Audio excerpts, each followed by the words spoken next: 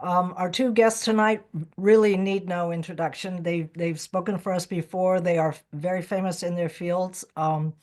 You're here because of them.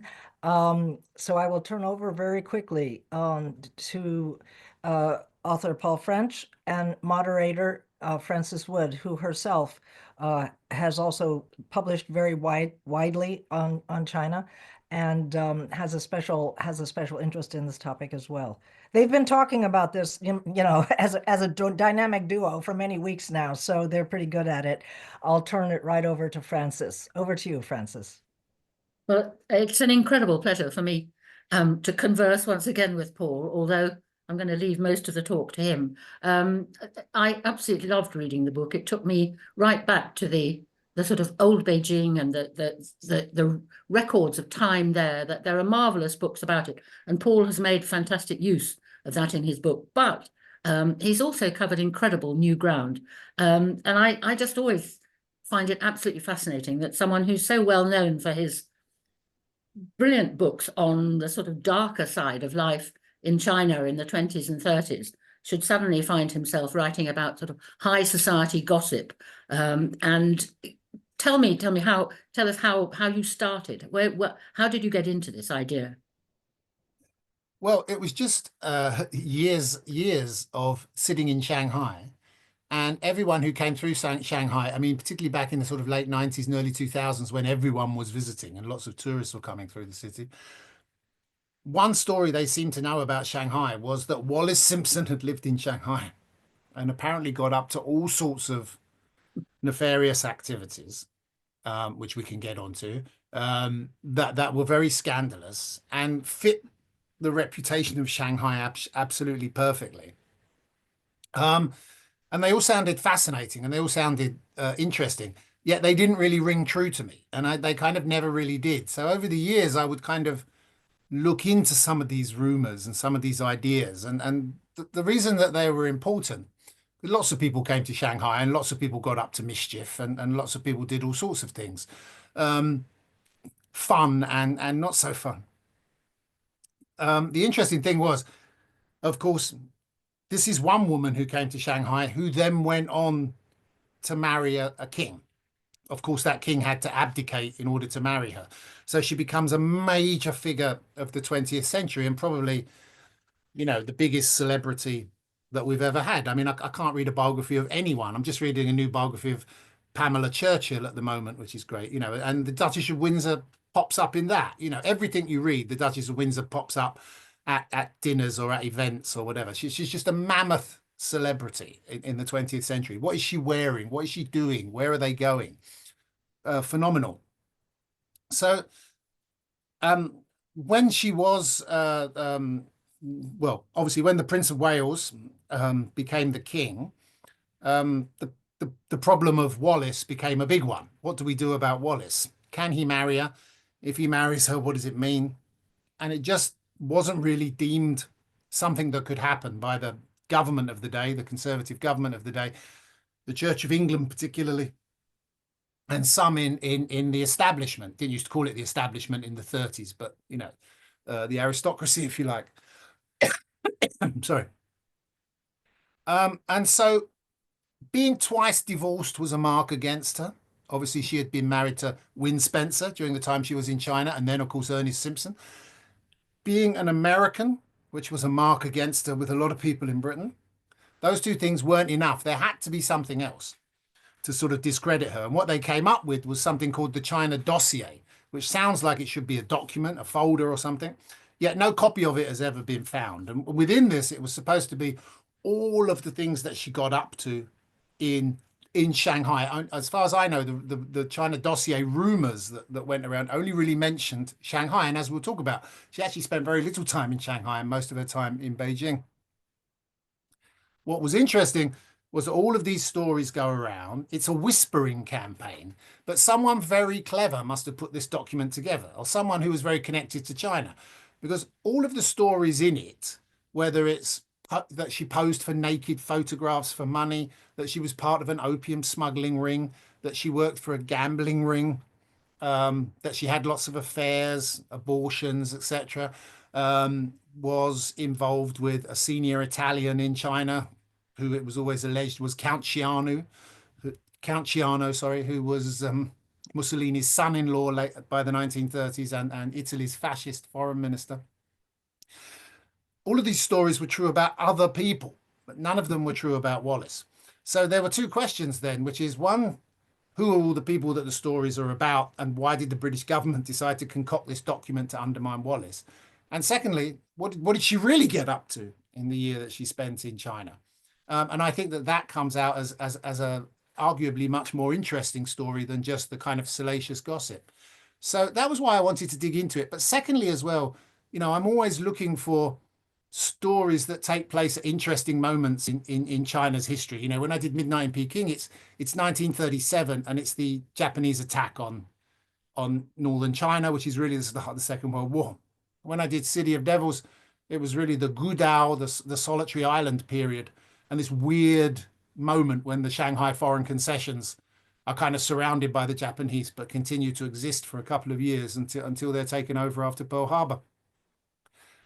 And Wallis was in China from sort of September 1924 for about a year through to the summer of 1925. And I think that particular 12 months is probably one of the most fascinating 12 months in modern Chinese history. So much happens in that 12 months that could have just blown China apart completely. And what we now know as this monolithic Chinese state could have looked something a lot more like Central Asia or sort of, a kind of Middle Europe around the time of the breakup of the Austro-Hungarian Empire. It could have all been different, and we can talk about the things that happened in that year.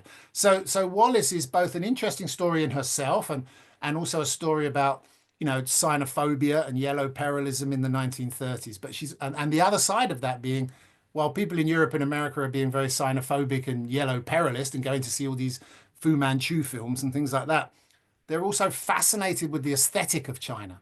They're fascinated with the look and the feel and the style and the fashions of China as well. So there's a very mixed message going on in the West about China.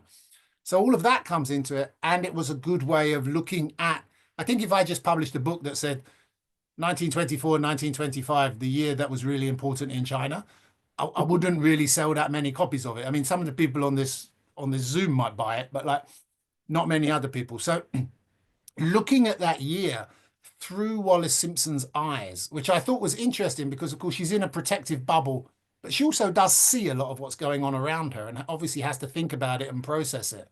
I think it's a good way for people to get into that particular period of Chinese history, which, of course, we're not taught in schools in the West and is very complicated.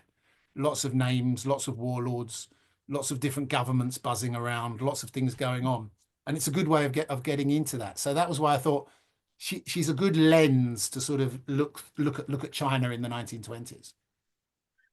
And her travels, I mean, her being in Hong Kong for a start and then moving north, I mean, those in themselves are extraordinary. You reveal all sorts of interesting things about Navy wives and state secrets and goodness knows what. Yeah, I mean, I think, most people know that probably that Wallis Simpson was from Baltimore. She was from a pretty socially higher class family, but they didn't have any money. So she got to debutante and she got to learn to ride, and she did go to a private school, but her aunt and her mother ran a boarding house in Baltimore. So all of the manners and none of the money. And basically her education was very basic, though she learned to ride horses, which is not how I think we think of the later Duchess as being on horseback, but she did like that a lot when she was younger. Spoke a bit of French, good manners. That was basically all she got. 1915, she meets and marries a very handsome, very charming US Navy pilot called Win Spencer. So in this period, she is Wallis Spencer. There's two problems with Win, really. One is he's based down at Coronado near San Diego, and it's extremely dusty and extremely boring. And secondly, he's a drinker. So although he was sort of a quite well-rated pilot, he was really one of America's first Top Guns, like the Navy pilots. he wasn't allowed to go to the First World War because he was considered a bit unreliable for the drinking. This sort of soured his mood even more. It got even worse when his brother, who was also a Navy Top Gun, did go to Europe and got shot down and killed, which he felt, took very hard. And the way he expressed this was by becoming very abusive towards Wallis. I mean, verbally, psychologically, and then physically. She wanted to get out of the marriage. Her family said, no, we're a good family. We don't do divorce. You've got to try and make it work.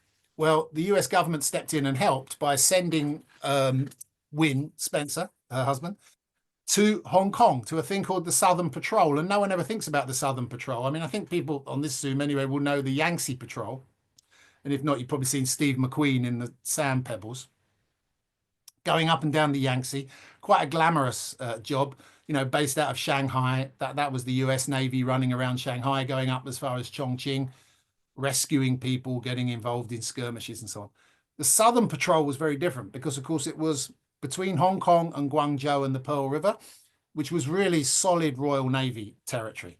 So they only had 2 boats, and they were both rust buckets. They were boats that had been seized in the Spanish-American War. Good boats because they were built on the Clyde, but they were pretty knackered and pretty hot and sweaty and pretty horrible.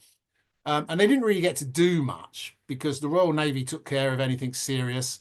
They weren't really well armed enough to do piracy suppression. But they did go up and down. And if Americans got into trouble, missionaries got into trouble up in Guangdong or something, they'd sort of pull them out. But of course, Win wasn't very happy because he was a flyer and now he's stuck on a boat, right? And it's a rotten old boat and there's only a couple of officers and he's based in Hong Kong. So he writes to Wallis and he says, look, I'm off the drink. I swear I'm off the drink.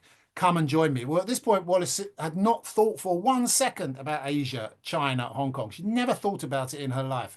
She was much more thinking about Washington, D.C., perhaps Paris. That's the sort of places she was thinking about. But she decides to join him and she gets on a US Navy transport 6 weeks to Hong Kong and she arrives in Hong Kong, gets off the boat and Win is there and he does appear to be sober. And he actually whisks her off to the Repulse Bay Hotel, over on the south side of Hong Kong Island, which was really one of the most romantic spots you could kind of pick in all of Asia at that time. It's absolutely lovely. I mean, it's still a lovely spot to go to, but it was a bit more secluded then. And they have like a sort of a week there as a second honeymoon and everything seems to be going quite well. But then, of course, after that, it's Navy appointed quarters in Kowloon. It's not so great.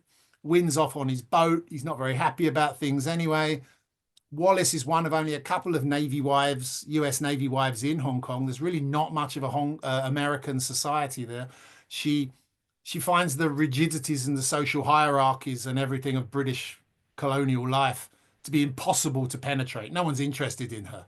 She doesn't count for anything. She has no social standing with the Brits. And so it's very difficult for her there. And then Win starts drinking again. However, there is this interesting thing where at the time there was a lot of factional fighting between Sun Yat-sen's government in Canton, Guangzhou, and as well as some of the worst strikes we've ever seen in Hong Kong and Guangzhou at the time. And there was literally shooting in the streets in Guangzhou. So Win gets sent to Guangzhou, to Charmian Island, that little spit of land that the foreigners controlled. And if you've ever been there, and people will have, I know, it's tiny. I mean, it's very small. It's not like Tianjin or Shanghai or something. This is just a very small thing. One hotel, a couple of consulates, some offices, church or two, a couple of bridges to sort of mainland Guangzhou. And it's surrounded with barbed wire. There's a few foreigners there. There's a French gunboat, Win's rubbishy old gunboat, and the Royal Navy, in case anyone tries to invade. Most of the business people have left. All of the women and children that live there have been sent away. The one hotel, the Victoria Hotel, is still a wreck from having been bombed the year before by Vietnamese independence activists who were trying to kill the French governor of Indochina who was visiting. So the ballroom and the breakfast room are all destroyed. And Wallis turns up there, pretty much the only woman in Charmian at the time. And getting her there is a massive job because the Kowloon Canton Railway is out because of the strikes. The coastal steamers are out because of the strikes. And she can't go on an American ship because, bizarrely, until the 1970s, the US Navy did not allow any woman on board one of their ships. the Royal Navy felt slightly differently about things, and someone got her on a Royal Navy ship to Charmian Island in the middle of this mess that's going on in Guangzhou.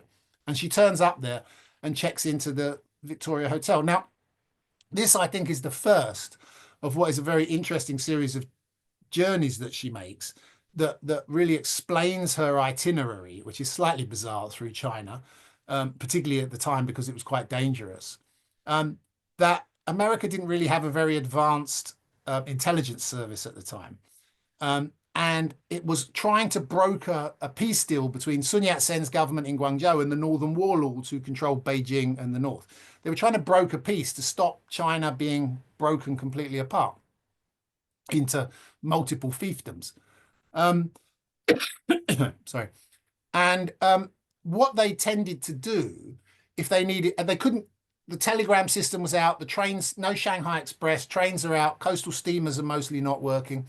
How do you move documents around for US naval intelligence or the State Department between Hong Kong, Guangzhou, Shanghai, Tianjin, Beijing, etc., the embassies, the consulates? And America's solution to that was to use Navy wives. If you were the wife of a naval officer, you were considered cleared, you were considered background checked. So Navy wives would get on a boat or a train or whatever and go to somewhere, deliver documents to whoever they had to be delivered to. And in return for that, they'd get a few nights hotel wherever they were. And being the American government and having the pull that it did in China at the time, is usually very good hotels, which also explains why, even though she hasn't got much money, she ends up staying in some very nice, swanky hotels around China. So the real story of her trip is that. However, just before we move into China proper, what happens in Charmian, we don't really know, except that the Royal Navy have to take her back down to Hong Kong, where she goes into hospital. And we don't really know what was wrong with her at the time. And there are various theories. One is, of course, that she drunk or ate something that upset her badly, which could have happened at the time. The other is that Wynne, as we know later, became violent again and maybe beat her up and did some damage to her that needed a hospital. One of the rumors, of course, is that she had an abortion, but it's a nonsensical rumor because the one thing you wouldn't do if you wanted to get rid of a baby at that time was check into a hospital, right, in Hong Kong, because no one was going to be doing an abortion in a Hong Kong hospital at that time. She goes into hospital, comes out, Wynne returns, starts drinking very heavily again, beats her up again, and I think he had beat her up in Guangzhou as well. And she says, that's it. I can't do this anymore. And someone tells her that if you go to Shanghai, the international settlement of Shanghai, there is a US consulate and there is a US court, which was true, and they can grant you a divorce. So she packed her bags, got on a boat, and went to Shanghai. And that's when her kind of adventure in China really starts. As it turned out, she could not get a divorce in Shanghai. You had to have been married in Shanghai to get the divorce in Shanghai.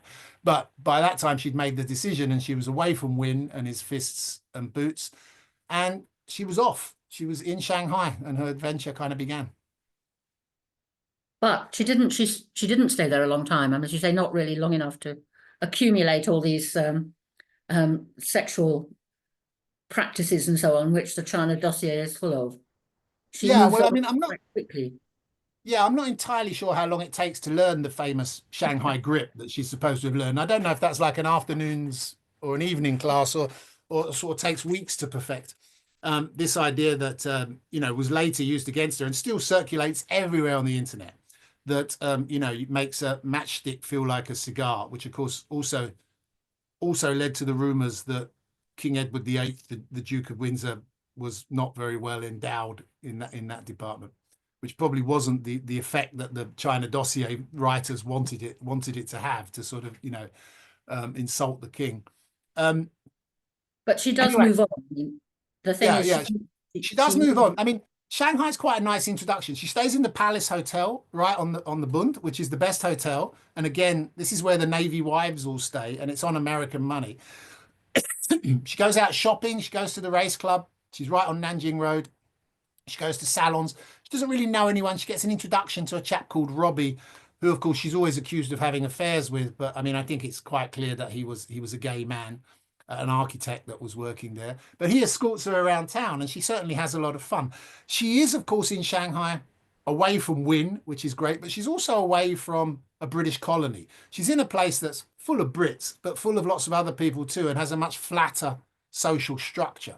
So she can go to garden parties, she can go to salons, tea dances. It's not quite the time of the big nightclubs and cabarets yet, but because it's sort of, October 1924, but she kind of, and the race club, of course, and she can kind of mingle and mix in a society that's much more based around, are you rich?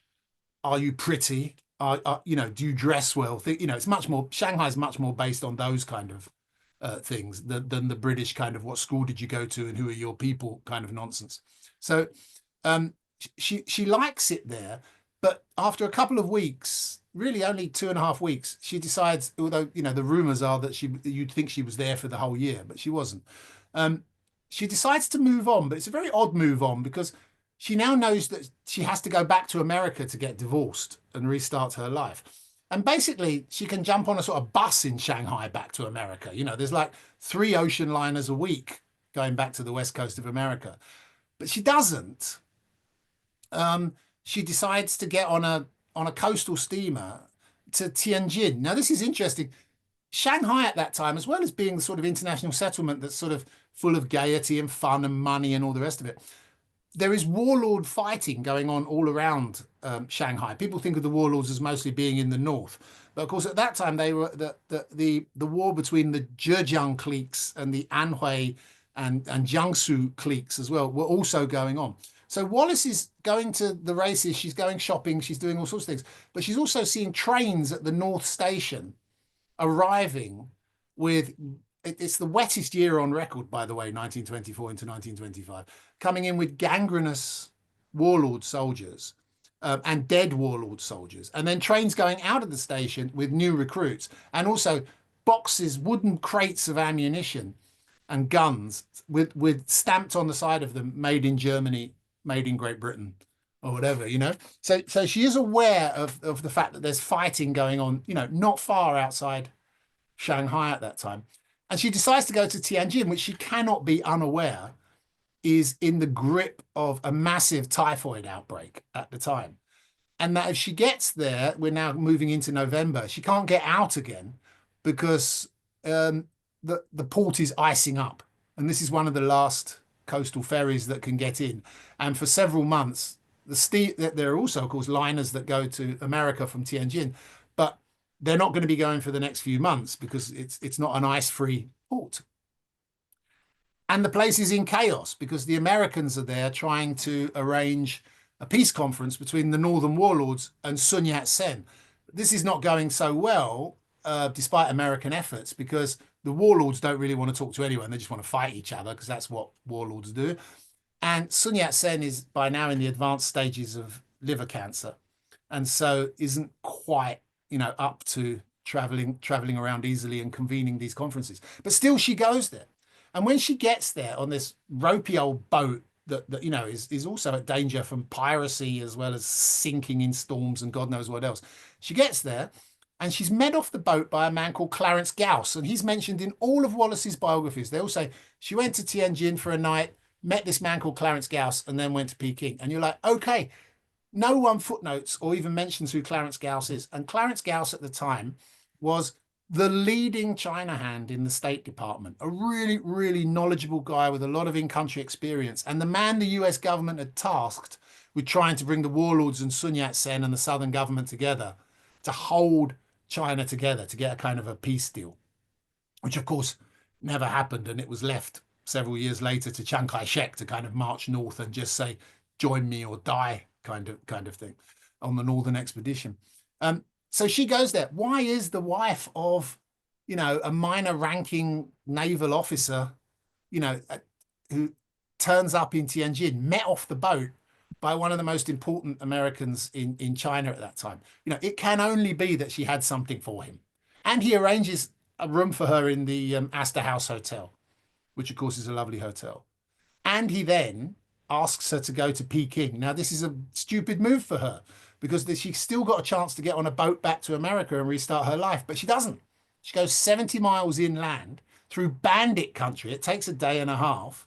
And to get to Peking, where of course once she's there, there's no boats out of Peking. You know, Tianjin is the port for Beijing, right? So it's it's a sort of an odd itinerary for her to go to. And of course, when she arrives in Beijing, having got through, I mean, there's literally people dying of typhoid in the streets of of of Tianjin. Gauss uses a couple of Marines, US Marines, to save her seat on the train because so many people are trying to get out of Tianjin.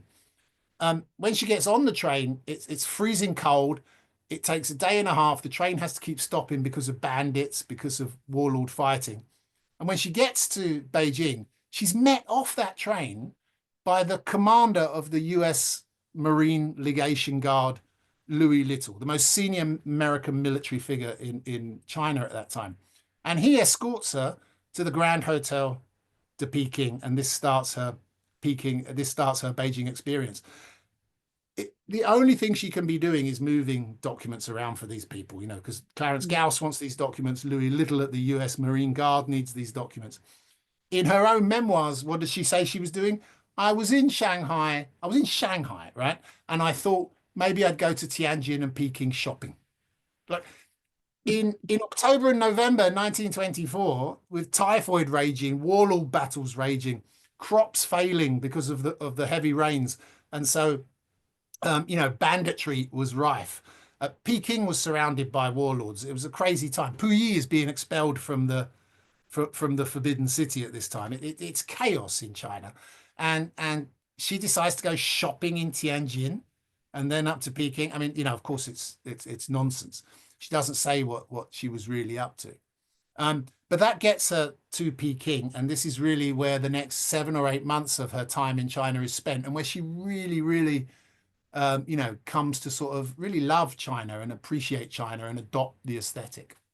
I think, as you say, adopting the aesthetic is fantastically important in her story, isn't it? And it's an aesthetic which stays with her all her life. You mentioned things like, you know, hairstyle, jade collecting, sort of Chinese bits and pieces, and also even style of dress, a sort of modified Cheongsam look that she favoured, and all of that really, you think, developed particularly in Peking. Yeah, I mean, I think we can see it, and I'll show some photos in a minute. But I think, Yeah. you know, when she arrives in China, pictures of her, she's in a kind of almost sort of, I mean, you know, it's 1924. She's in sort of late flapper garb. You know, she sort of dresses like that. By the time we see pictures of her in early 1925 in Beijing, she has already adopted the chignon haircut, which of course, you know, is adapted from Manchu women's haircuts. It was a sort of Western version of that caught on. She's already wearing Cheongsam type dresses and kimono type dresses. Arguably, you know, she had the sort of figure for it, right? She kind of famously, you know, what was it? I forget what her phrase was, something about always be skinny and rich or something, right? You know? But she was quite tall. She was quite thin. She wasn't as thin then as she later became, but the dresses suited her. She always wore them with the Chinese knotwork, you know, the Zhongguo Jie knotwork. Yeah. She kind of came to, well, you know, my theory, reading so much about people who went to China at that time, is like 50% of foreigners who go to Peking in the 1920s and 30s dislike it on sight. They don't like it. They find it a very intimidating city. They don't like the hutongs. They think they're all grey. I mean, Robert Byron famously wrote this, you know, everything's grey. You don't know what's behind the walls. There's nothing to see. You know, the forbidden city's forbidden. The hutongs are, you know, probably the courtyards are lovely, but I've only seen one or two. They're all, you have to know the people to get into them. You know, what can you do? And then the other 50% of foreigners who go to Peking love it instantly, and they just get into the whole the vibe of the hutongs and the forbidden city and you know and the markets and the lanes around Tiananmen and everything. They just get into the whole thing very quickly. And Wallis falls into that latter category. And she really appreciates the city from the start. From the moment she gets into the Grand Hotel de Peking, which is very interesting. No one could get rooms in Beijing at that time. Everybody was flooding in. Wealthy Chinese missionaries, anyone who was there. Gertrude Bass Warner, who was a super wealthy American art collector.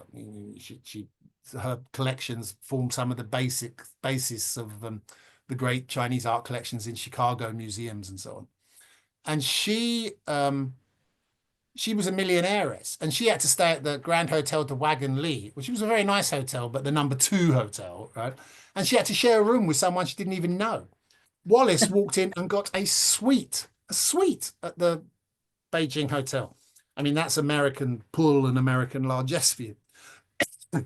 But from the start there, when people went up on the roof of that hotel, that's now the Nuo Hotel as part of the Beijing Fandian complex with all the ugly bits bolted onto it to either side of it. You went up on the roof. There were nightly dances up there. At that time, of course, the sky was full of stars because there wasn't all the white light from everything. You could see flocks of birds, swimming around the Forbidden City at that time, and you could look across towards there. It was a very famous place for people to go, and she loved it from the moment she went up there. And again, a society, a small foreign colony with Americans in it, not really dominated by any one particular group. She kind of slotted in there right away. And as you say, with the aesthetic, she starts dressing that way, having her hair done that way. And of course, she develops this great love of jade and an ability to select and choose nice pieces of jade, which really followed her all the way through her life. And she starts off in the thieves market and the ghost market. She then gets to know the curio dealers around Qianmen and Jade Street and Lantern Street and the other dealers. The dealers then come to her eventually, which was a sort of tradition. And she did well on that. And of course, that stayed with her all her life. I mean, later, she commissioned pieces from Cartier and so on, when she got the Duke's money or the British taxpayers' money to do that. But that love starts off here, and it follows her all the way through. You only have to Google Wallis Simpson, and you'll see pictures of her all her life wearing, Qipao inspired dresses with jade adornments and with the Qipao hair, and of course the pug dogs as well. And you were mentioning earlier that there's someone on the internet who suggested she was never in China, but you have got a few pictures to demonstrate. It'd be great to show them now before we run out of time. Okay. Which also shows something of the style developing. Yeah. Hopefully you can see this. Can everyone see that? Not yet. Okay. Hang on. It says I'm screen sharing, so I don't know. Yep. We see the cover. Yeah, it's up there now. Yeah. Okay. Well, you can see there on the cover of the book. Obviously, that is a photo by Man Ray that was taken in 1935, I think, 36, for Harper's Bazaar. And you can see that she's wearing there a Chinese style dress. It's actually by Man Boucher, the American designer who designed for her. But you can see it's got embroidery trim that's very Chinese and so on. Of course, the chignon haircut, and he posed her with the God of War. And in his memoirs, he says that Wallis Simpson was one person, not yet the Duchess, of course. It was a series of photos of important American women in London, which she was as Wallis Simpson at that point. And he said she was someone who was very careful about how she was posed and how she was photographed. And I don't know if she found that statue in Man Ray's studio in Paris, or whether or not Man Ray thought it was a good thing to pose with her because they'd been talking about her year in China. But either way, you can see there quite clearly the influence. Let's try and move this along now.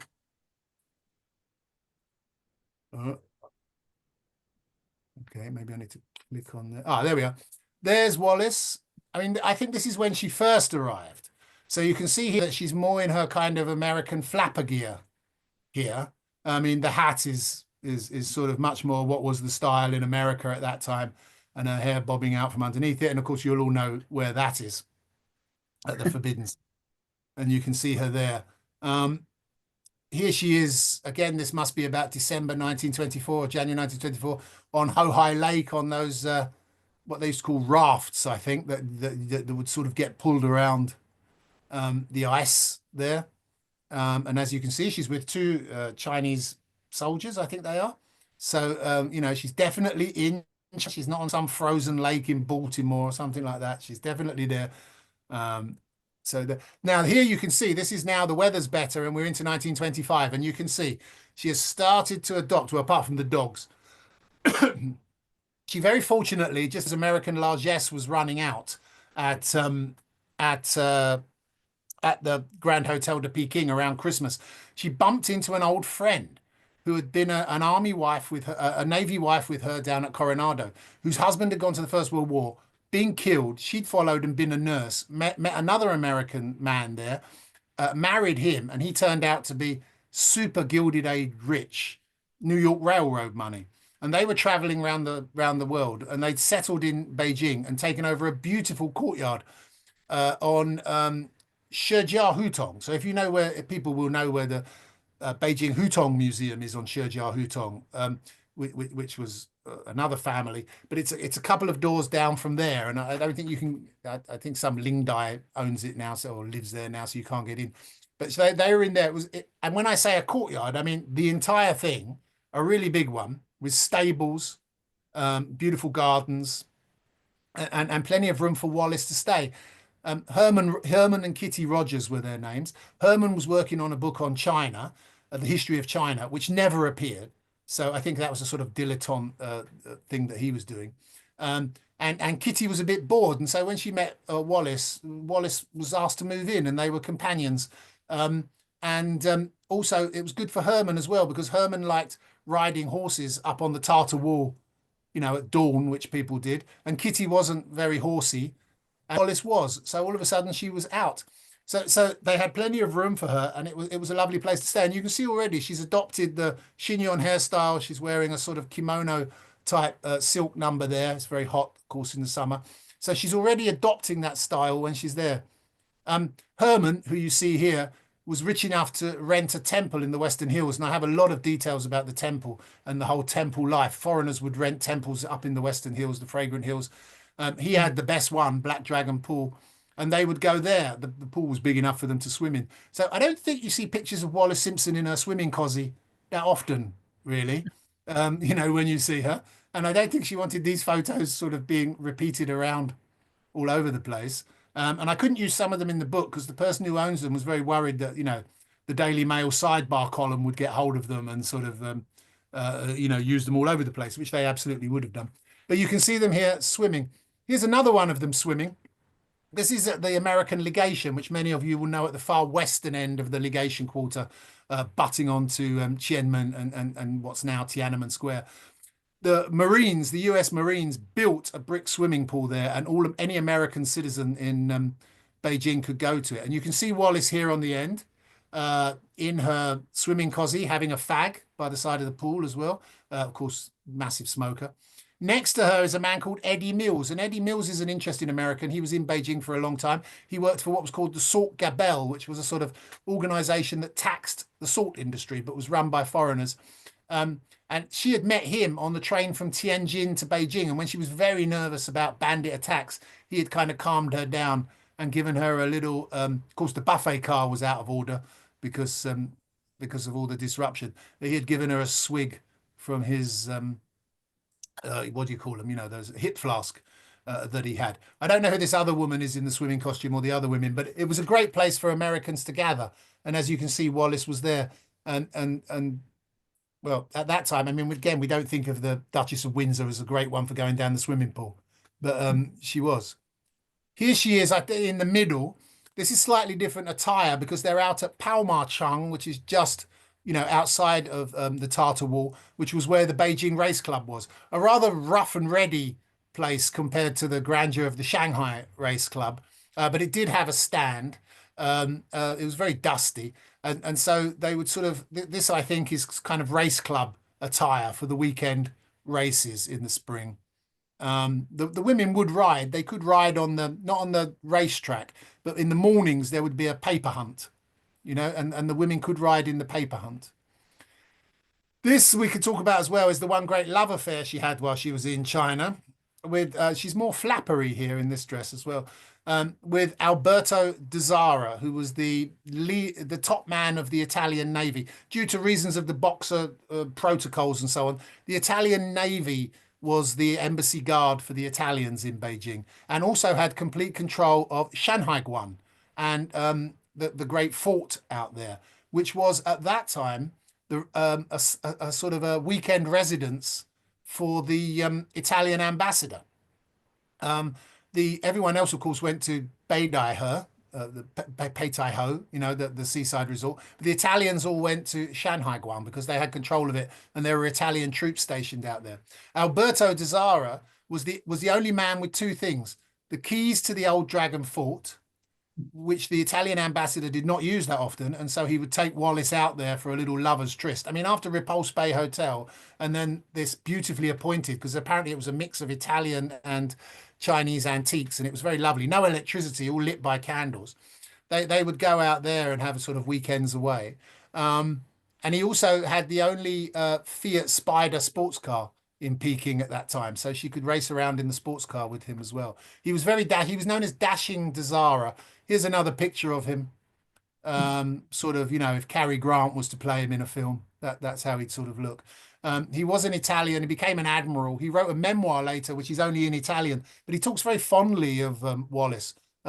She, in her memoirs, only mentions him very briefly and not by name, because, of course, it was the 1950s and she had to be careful of the Duke and his great jealousy. But he, in his memoirs, remembers her very well. Now, interestingly, he's not Count Ciano, right? Count Ciano, Mussolini's son-in-law, who she's always linked to and supposed to have had an abortion because of and all of that, did not arrive in Beijing as a junior secretary at the embassy until 18 months after Wallis left. Their paths never crossed. But she did have this love affair with a senior Italian. And of course, when the British intelligence came to prepare this China dossier slating her, it was very easy for them in the days before Google and news searches and things like that to say she'd had an affair with an Italian and it was Ciano, because everyone was like, oh, maybe I did hear a story about a woman having an affair with an Italian and blah, blah, blah. I would like to reiterate, though, that de Zara was not a hardcore fascist. He was a proud Italian, but not a hardcore fascist. And he wasn't Ciano was renowned as a terrible skirt chaser. De Zara was not. He didn't need to chase anything. He was chased rather than anything else, apparently. And it was he was a bachelor as well, which is important. And Kitty Rogers had told everyone in the foreign colony that Wallis was separated from her husband because Wynne was violent and that she was heading back to America to get a divorce. And so this was not considered a scandalous relationship at all. It was they were considered to be two adults who decided to hook up. But what it did do was take her into the high society of the legation quarter. Through Herman and Kitty Rogers, she knew all of the American colony and the sort of social set of foreign Beijing. But it took her into high society. She dined at the Italian embassy. Of course, she was a regular visitor at the US embassy. She had to renew her passport while we was there, which is why we know her address and lots of other details about her time there. But also, she played tennis. We don't think of the Duchess of Windsor as a great tennis player, but she was quite a keen, not very good, but quite keen tennis player. She played mixed doubles at the court at the British legation. So she was moving around in this sort of society. She also came to be friends with Wellington Koo and was invited, who was China's foreign minister, of course, the man who had not signed the Treaty of Versailles, a very sophisticated figure in the Chinese government, and went to dinner at his house many times with de Zara. Later on, Wellington Koo's wife was a bit bitchy about her, but at the time, everything seemed to be okay. So this moved her into this international, cosmopolitan kind of society where you learn to be interesting, to talk, to tell stories, to laugh, to play bridge, to sit around smoking and drinking cocktails. And I think that's very important in terms of when we think about why the Prince of Wales found her so interesting when she got to London. It wasn't necessarily the Shanghai group or any of the other rumors. It might just be that she was an interesting person. Here she is on the way back. She left eventually in 1925 and had to stop in Shanghai for a week or so, and completely, of course, got herself in for the spring race meeting down in Shanghai. And there's her card that allowed her in. The man who taught her everything about jade while she was in Beijing was a very interesting Romanian aristocrat called George Sebastian.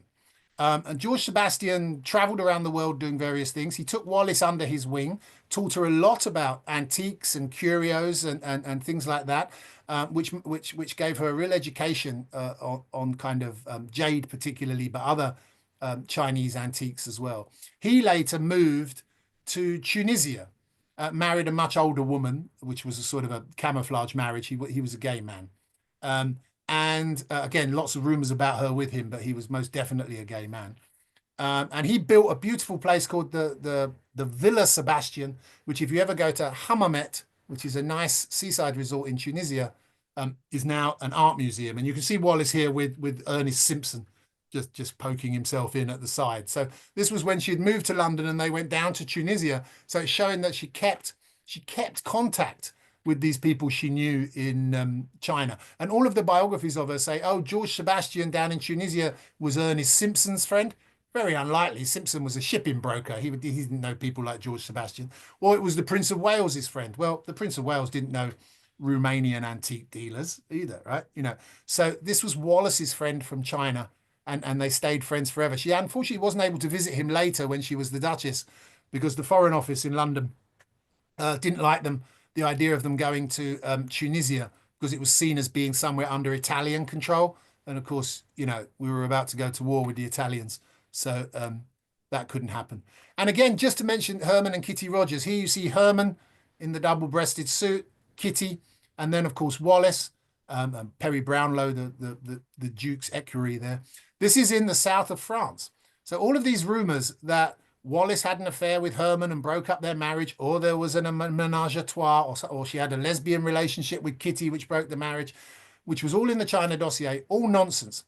When she had to flee London in 1936 because the press were just going crazy about the possibility of the abdication, she went to the south of France, where Kitty and Herman Rogers, having left China by that point, had bought a beautiful Côte d'Azur villa. And she went and she stayed with them, and it was surrounded by high walls, so Scotland Yard could give her some protection and the French police could give her some protection. And she wrote a letter from Herman and Kitty's villa to the Duke and to the king at that point, King Edward VIII, as he had become on his father's death, and said, you should not abdicate the throne and the empire for me. It's not worth it. The throne of Great Britain and the empire is such a massive thing, and I'm not worth it. And don't worry about me. I will just disappear. I will just go away. And then she writes, I will just go, I don't know. And then it's like ... to China, right? And of course, in late 1936, going to China wasn't really much of an option. The Japanese were about to invade. It was a mess, all the rest of it. But of course, she is talking about a place and this time, her Lotus Year, as she called it, using Homer's, soporific shipwrecked sailors who decide they like the island where they are and they don't want to be rescued and go home. She's remembering back to this time, and that's that's what happens. And it stays with her all of that time. So that's just a few photos to show that she really was there, and a very different woman, I think, to what most of us think of when we have the Duchess of Windsor in our head. That's absolutely wonderful. I'm afraid we ought to tear ourselves away and go to people's questions, just to be fair on the audience. Can you bear to look through the chat and answer anything that? Yes. Well, the Jeremiah, sitting there doing Qing history in Switzerland these days, says, is there anywhere you can go? Well, yes, you can. You could do a whole tour of China, really, in Wallis's footsteps. I've always been very lucky with this, with Midnight in Peking. It's like Beijing got basically flattened, and yet the few bits and pieces that I wanted, the Dongbianmen, the Fox Tower, the French legation and various other places, Armour Factory Alley, Hutong, remained. The Repulse Bay Hotel is gone. Her accommodations in Hankow Road in Kowloon are gone. But of course, you can go to the Victoria Hotel in Charmian, which is still a hotel called the Great Victory Hotel now, I think. You can go there and you can see Charmian Island and walk around that in 20 minutes, really. It's not very big at all. If you go to Shanghai, of course, the The Palace Hotel is still there, now bizarrely called the Swatch Art Peace Hotel. Obviously, just opposite the more famous Cathay Hotel, the Peace Hotel. But in 1924, that was a building site. It wasn't even a building site yet. I mean, one of the rumors about Wallis was, of course, that she had had naked photos, pornographic photos taken of her, and that they had been done by Sir Victor Sassoon. And again, this was a very clever thing for British intelligence to put in the supposed dossier, because Victor Sassoon did like to take saucy photos of people, and did take them of various American women, including Emily Hahn and so on. So it wasn't difficult for people to think, oh yeah, that old rake Victor Sassoon down in Shanghai taking naked pictures of people. Of course, these pictures have never surfaced because they were never taken. And they were never taken because, and this is where tells you how biographers can be very lazy.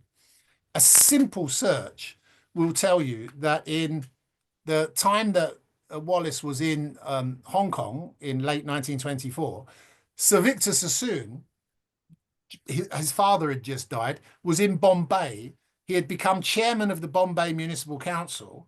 And in the weeks when Wallis was in Shanghai, and presumably he was supposed to be taking naked pictures of her, he was trying to sort out a crisis among the drains in Bombay. The drains had backed up and the whole place was stinking terribly, and they needed sorting out and flushing through, and the municipal council needed to do this. And of course, the Bombay Municipal Council being British run, we have the excellent minutes of who was there and what they were saying. And at that point, that's what Sir Victor Sassoon was doing. He had not yet moved his operations to Shanghai. That was to come later. Cathay Hotel was to come later, 1929, 5 or 6 years after Wallis was there. So you can still go to the Palace Hotel, which is nice. You can, of course, go to the Shanghai Museum of History, which is the old race club building on Nanjing Road and Huangpilu, and you can see where she would have spent time there. Of course, in Beijing, you can go to the train station she arrived at, which I would advise, because it's now the Railway Museum, not the new sort of Maoist-y train station, but the one at Tianjin. That's a sort of European type one with a clock tower, and it's now the Museum of Railway History. Quite interesting for sort of railway nerds like me, really. You can, of course, stay at the Hotel Nuo, which is the old hotel, Grand Hotel de Peking. And I mean, they've put in a lot of false ceilings and everything. The Chinese love a false ceiling, but they've sort of put in false ceilings and strip lighting and things. But you can still get a sense of the lobby and the main staircase that goes up. Unfortunately, you can't get out on the roof now, but you can still see places. You can still go out to the Western Hills and see temples. Not enough people do that when they go to Beijing, I think, as a sort of an optional afternoon tour or a day's tour. You can do that. Pao Ma Chang, the race club, is gone.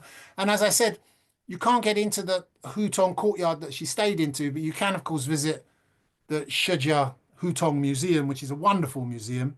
And, of course, is the Hutong courtyard that was formerly owned by the family of Ling Shuhua, who I think we've done events on at the RAS before, and of course is a great figure that Frances knows a lot about and ended up in Britain and so on, but actually would have been there in 1924 as a young girl. So the two of them could have crossed paths, possibly could have crossed paths. Yeah, the Astor House Hotel as well, sorry, in Tianjin has had a decent refurbishment done to it, actually. And I think it's quite a nice place to stay if you're in Tianjin. So you can follow around her time. Someone else here asks about Andrew Loney's book, Traitor King, and Wallis's fascination with Hitler. Now, that leads me to say, of course, I don't know anything about that. That's a lot later. There is, all I'm going to say is that when the Duke and Duchess were married and he had abdicated and they were in exile, they made some rather silly errors of judgment during their time in France and in Portugal and the Bahamas and elsewhere where they went. I don't know if there was really a fascination with Hitler. I think there was a certain sense of the Duke wanting Wallis to operate at a level of meeting world leaders and be treated almost like a queen, and to be honored with honorifics and things like that.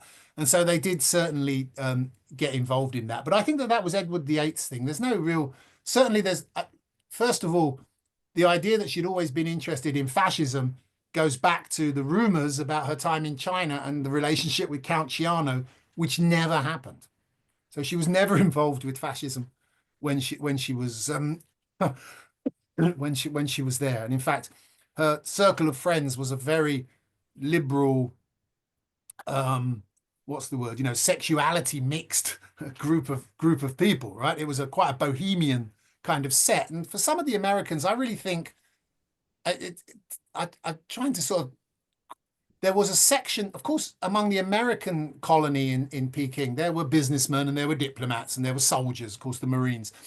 But there was also a subset of people like Herman and Kitty Rogers and others who were aesthetes, who were often gay men who moved around there. And they were almost like a sort of subset of the lost generation that we sort of associate with Paris.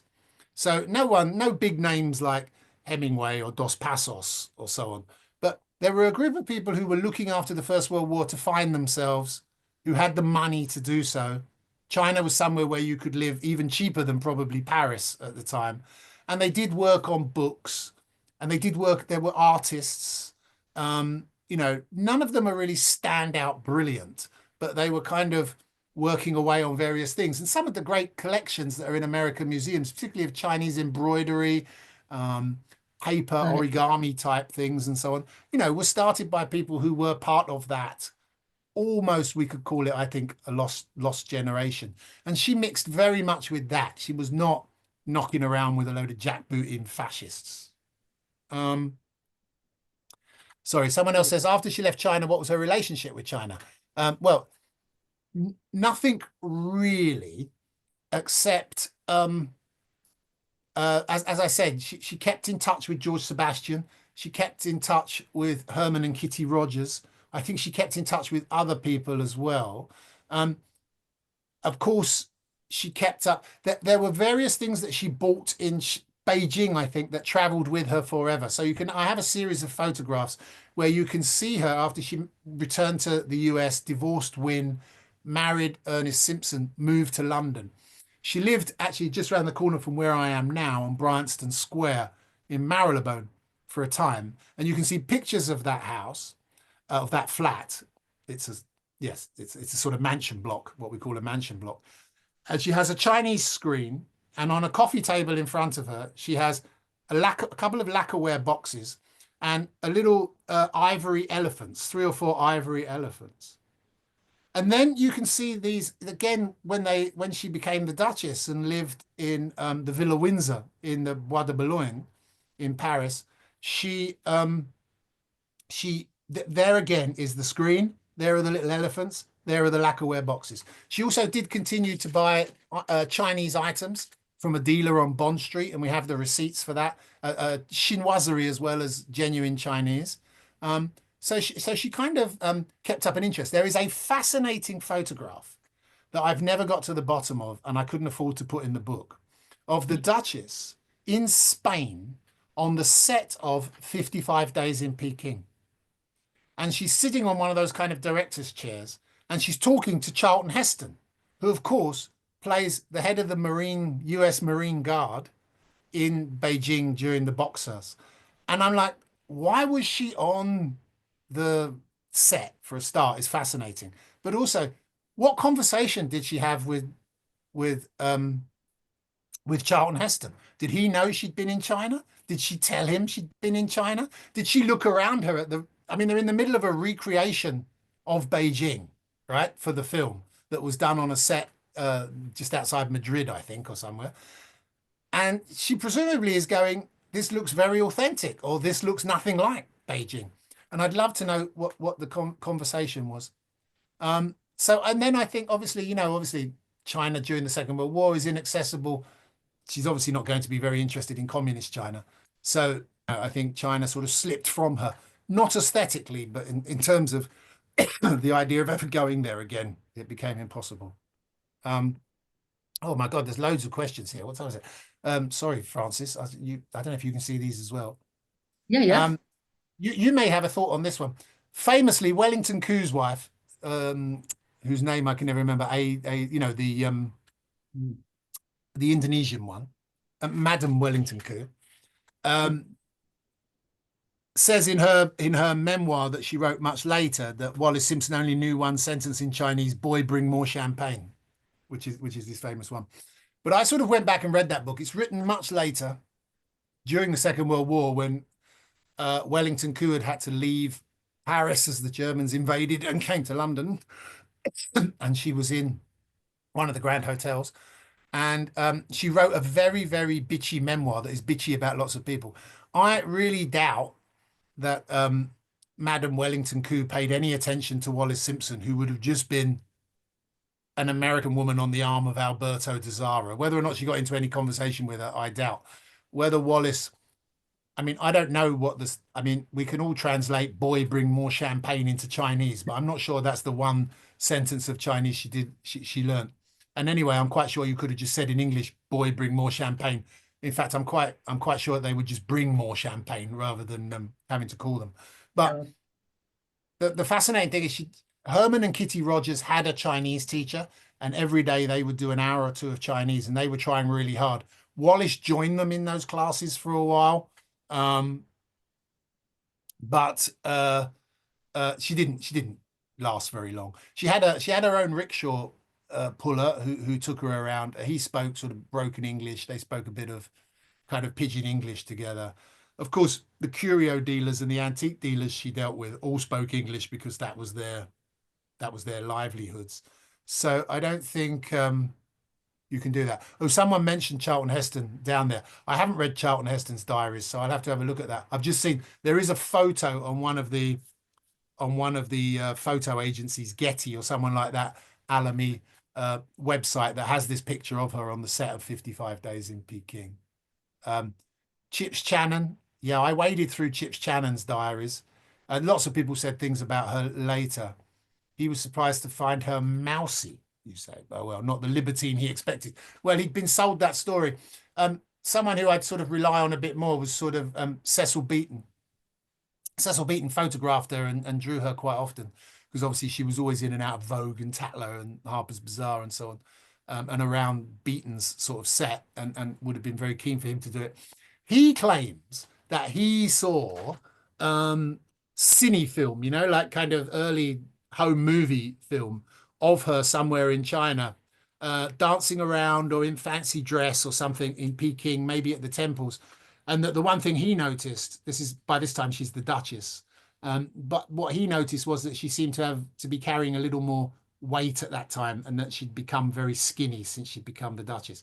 That was it. But he doesn't say whose film it was. Now, when I did the book, I found a couple of pictures of Wallis in China, but then later came across a woman who had a stash of pictures of Wallis in China that she bought at an auction, but she didn't want used anywhere at that time. She's later decided she doesn't mind. But so there are these photos that were taken, just happy snaps while they're in China, like anyone would do. So it is possible that somewhere someone has this film footage, if it hasn't turned to dust, dissolved by now. But we do have, for instance, from around the same time, a few years later, cine footage of that Sir Victor Sassoon took of his fancy dress parties at the Cathay Hotel. So it's not impossible that it exists somewhere. It's also not impossible that a copy of the China Dossier exists somewhere. Andrew Loney, who someone mentioned before, thinks there may be one buried deep in a vault at Windsor Castle or MI6 headquarters somewhere. I don't think so. I think it was always a whispering campaign. It was not for the wider public in the way that it would be in the Daily Mail now, say, thinking of how stories about Meghan Markle get out. It wasn't for that. It was for the elite. It was for the what we now call the establishment. And it was mentioned at Mayfair dinner parties and country estate weekends. It was to poison the establishment and the royal family, particularly the royal family and hopefully the king, against Wallis. It was successful in terms of the royal family. I mean, the woman we know as the Queen Mother, who was then Queen Alice or whatever, right, was hated Wallis, right, and believed all of these stories. The king obviously didn't believe it or didn't care, and married her anyway, of course. So in that sense, it didn't work. Wallis had no real right of reply. She didn't have any way to sort of, because there isn't really a document. There wasn't something she could take into a court and say this is a libel. I don't know. What could she do? All she could say in her memoirs was that it was venom, venom, venom, and she felt awful about it. But someone has asked Frances if you could talk about your Uncle Arnold and his interaction with Wallis. There's on the internet, you can see my great uncle Arnold, who was a very popular portrait painter at the same time as Augustus John. And generally speaking, Augustus John got all the kind of grand people, and Uncle Arnold painted mostly bank managers and things like that. But there is a portrait that you can find on the internet, supposedly by Arnold Mason, with a portrait of a woman who looks quite like Wallis Simpson, and it claims to be Wallis Simpson, but it's difficult to know because it was painted in the year when she is that 35? You know, the kind of crucial year. What year was it painted? Well, I think it was 35. It was in the year in which she, you know, it all started off. It's post China. Right. Anyway, it's slightly mysterious. I try and find a bit more about it.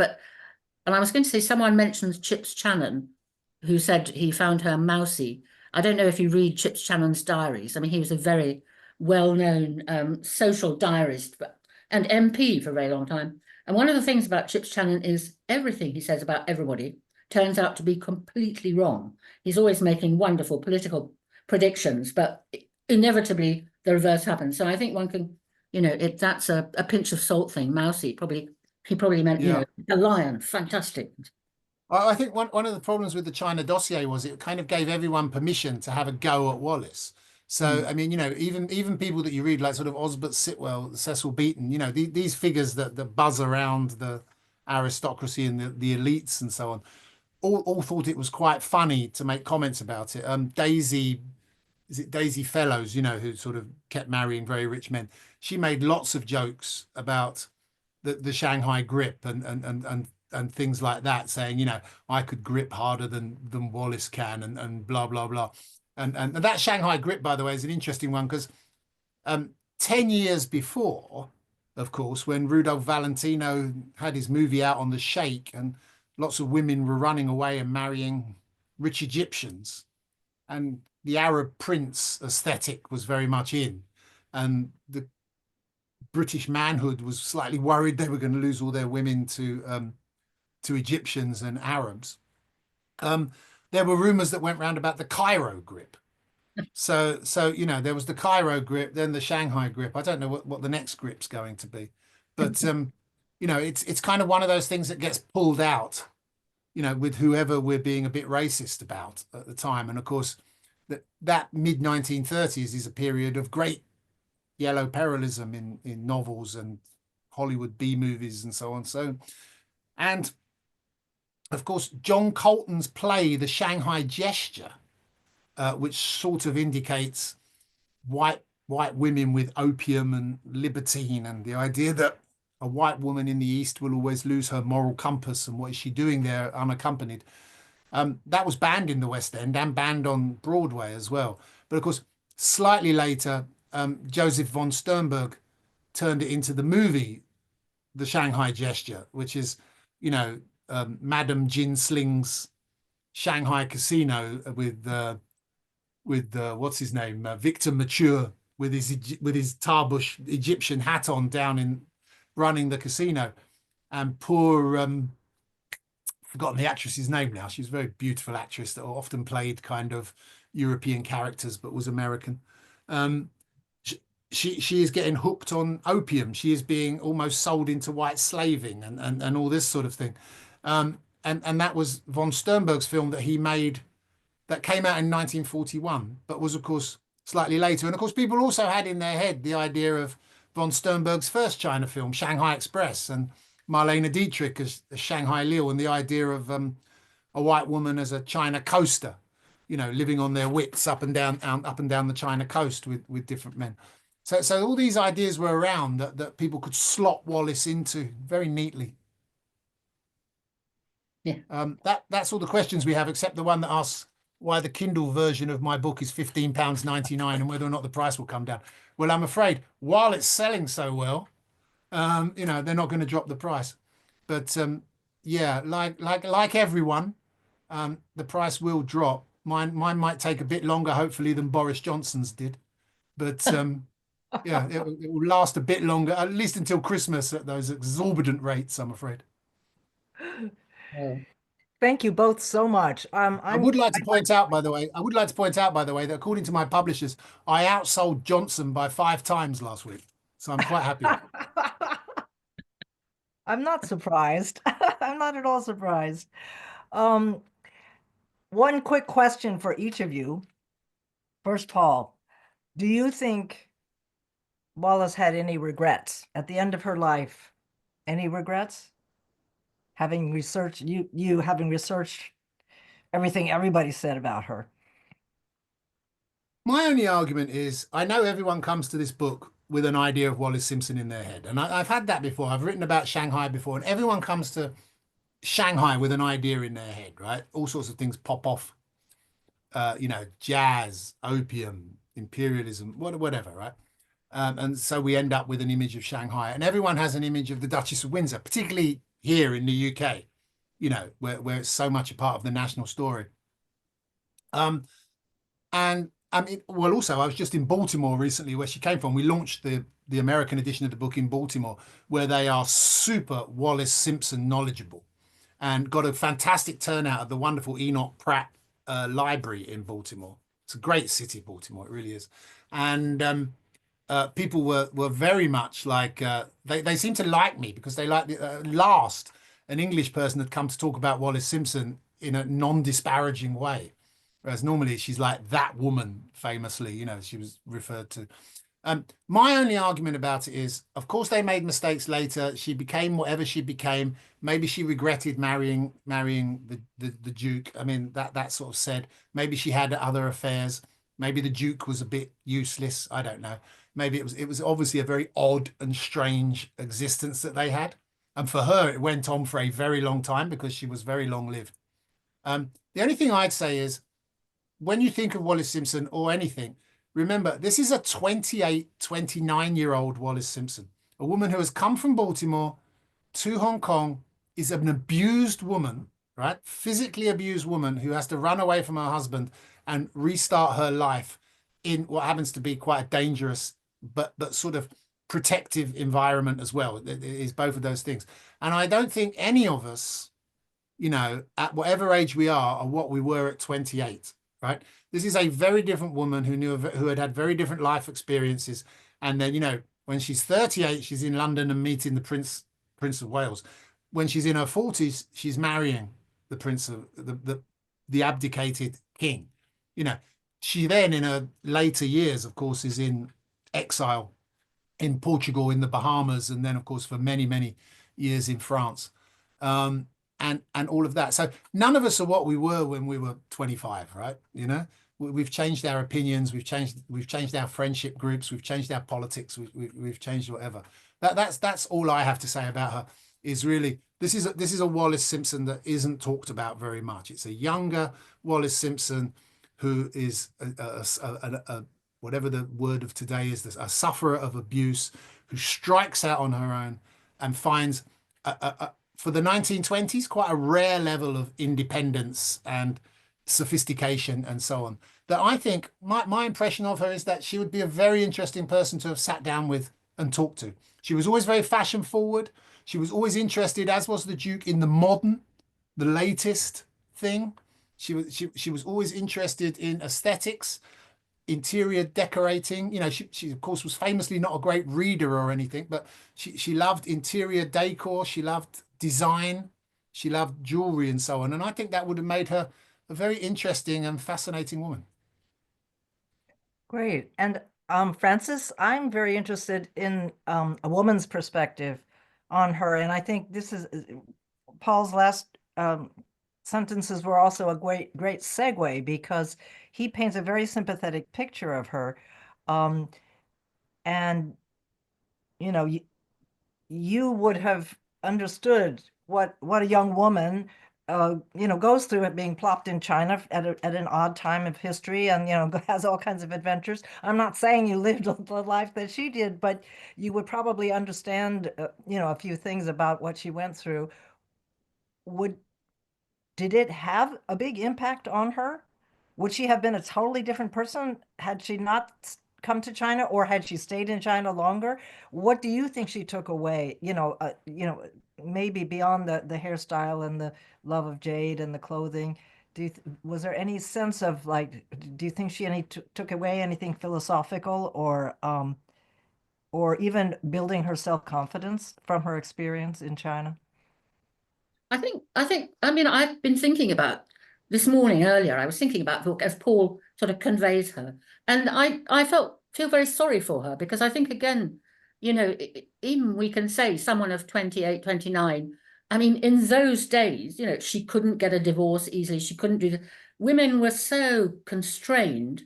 And I do feel extremely sorry for her. I think we can hardly imagine that lack of agency, really. And I think the idea of her Lotus Year, I think that it probably was an absolutely wonderful year in the sense of being free from the husband and everything, I mean, a great thing too, nowadays, there's no such thing as distance. Whereas then, you were completely out of contact. She was out of contact with Baltimore. She was out of contact with her husband. And so I suppose she could enjoy herself. I mean, it must have been a sort of very unreal year to look back on. It doesn't sound as if she took away that much philosophically, as it was. She wasn't a great philosophical person, but I feel happy that she had what sounds like a year of happiness, of freedom.